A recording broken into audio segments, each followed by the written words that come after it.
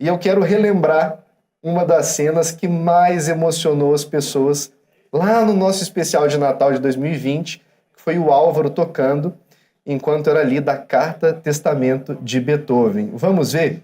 Quero pedir para a produção colocar isso na tela. Podemos colocar.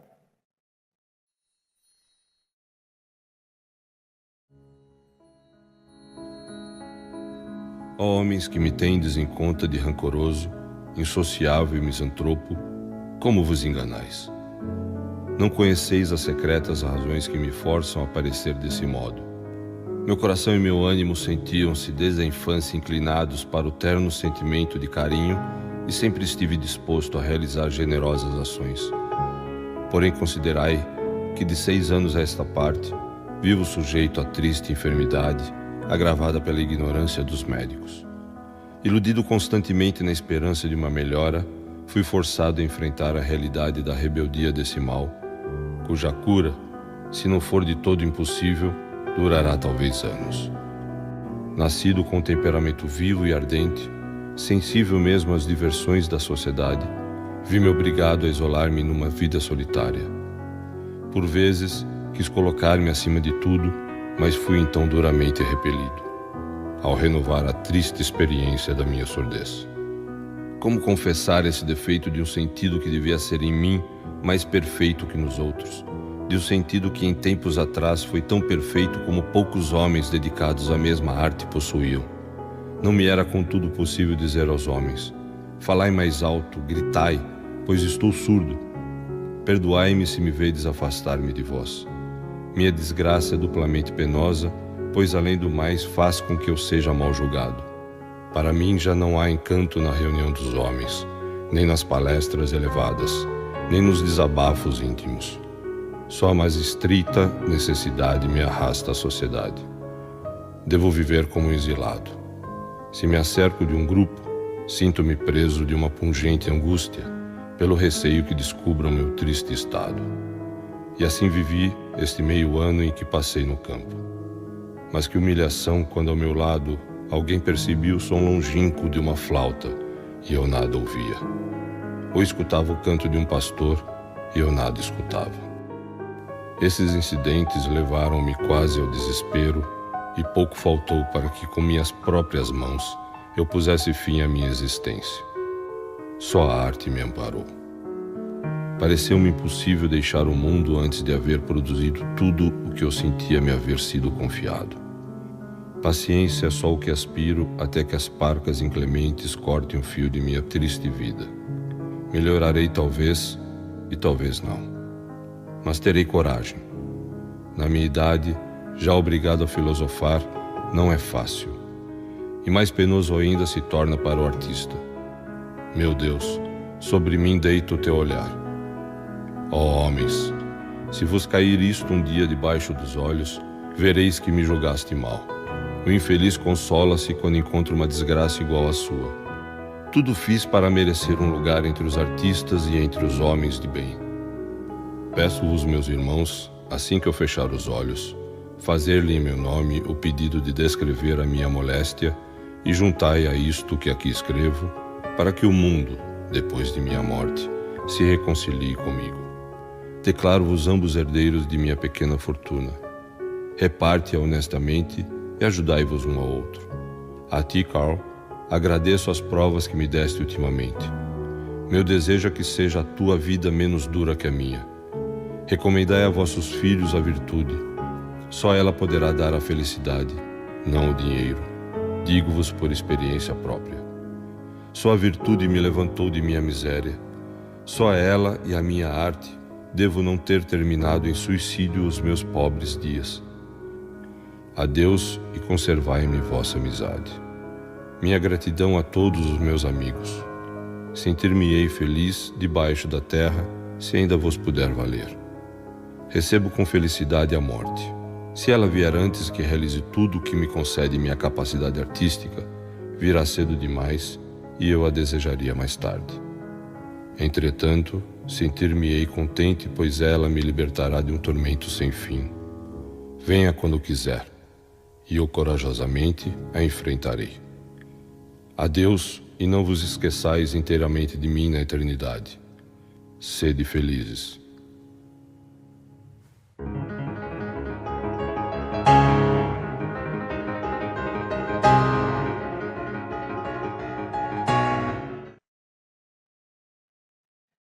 Relembramos um momento que foi um dos mais impactantes. Eu acho que eu já assisti a isso umas 10 vezes. E todas as vezes eu acho muito emocionante. O que mais te marca nessa carta? A atemporalidade dela. Assim, primeiro, é um homem que não apenas trabalhava com a arte da música, e talvez tenha sido o maior de todos os tempos. E olha que eu sou doente por Chopin, mas eu reconheço que Beethoven, ele inaugurou um estilo, né? A pessoa inventou um estilo, é uma coisa impressionante. Mas ele também escrevia muito bem. E ele escrevia com tanta profundidade, tamanha capacidade literária mesmo, capacidade de revelação do que ele sentia, porque muitas vezes as pessoas que trabalham com arte musical revelam aquilo que sente somente por meio da música. E ele não, ele conseguiu transformar isso em letra, né? Então explicar com a maior clareza possível aquilo que ele percebia e que ele sentia. E essa busca por virtudes, essa busca por não ser mal interpretado, por muitas vezes ter exacerbado, ter se sentido humilhado, ter passado da conta, ter sido mal julgado, mal interpretado, inclusive pelos mais próximos.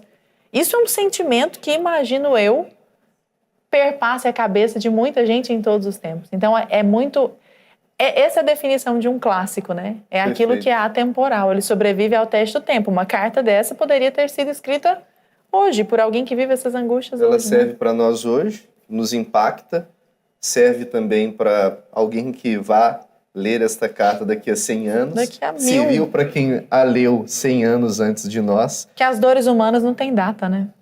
É um sentimento atemporal mesmo, porque é universal. Serve para todo ser humano. Beethoven, para dar um pouco de contexto para vocês, ele escreveu isso porque já estava muito avançado na surdez. E ele trabalhava com música.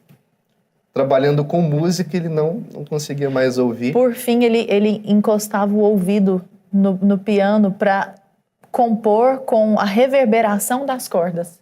Porque a surdez foi se agravando demais. Assim, realmente foi cataclísmico. E eu relembro esse momento e vejo que essa carta, ela tem um ponto em comum muito forte com o Natal. Beethoven, ao escrever isso, coloca os olhos na atemporalidade, né? Na eternidade. Então ele está vivendo a deterioração da sua própria audição, ele perde o seu sentido, que é o principal para a sua vida, e ele coloca os olhos na eternidade. Ele quer deixar um legado para os irmãos a quem ele escreve. Ele quer deixar um legado a quem lê essa carta testamento. E esse legado ele aponta para a eternidade. E o Natal tem um efeito como este. O Natal, ele mostra no nascimento de Jesus que nós devemos direcionar o nosso olhar para a eternidade. Beethoven, ele não viu um fim nestas atividades aqui. Né? Ele conseguiu olhar para o que tem depois, para o que vem depois do véu da morte.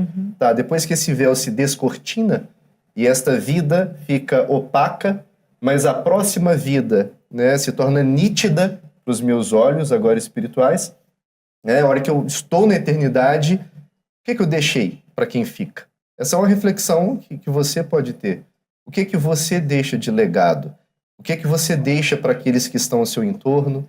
O que você deixa para os seus filhos? O que você deixa para a sua família? Que é temporal, que é imaterial, não é físico, não é um bem, não é uma herança qualquer.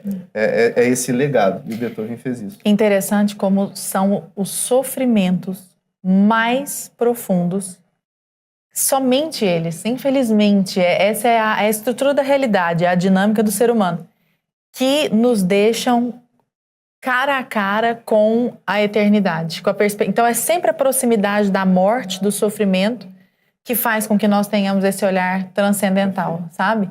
E às vezes o seu sofrimento não é a surdez, mas é qualquer outro sofrimento que pode ser pensado dessa perspectiva de Beethoven, né? Essa perspectiva transcendental. Quem sou eu diante da morte? Quando eu passar dali, o que eu vou deixar, né? Então olhar sempre, aquele memento mori, olhar sempre para a caveira ali, para se lembrar da morte e se lembrar do que vai ficar, né?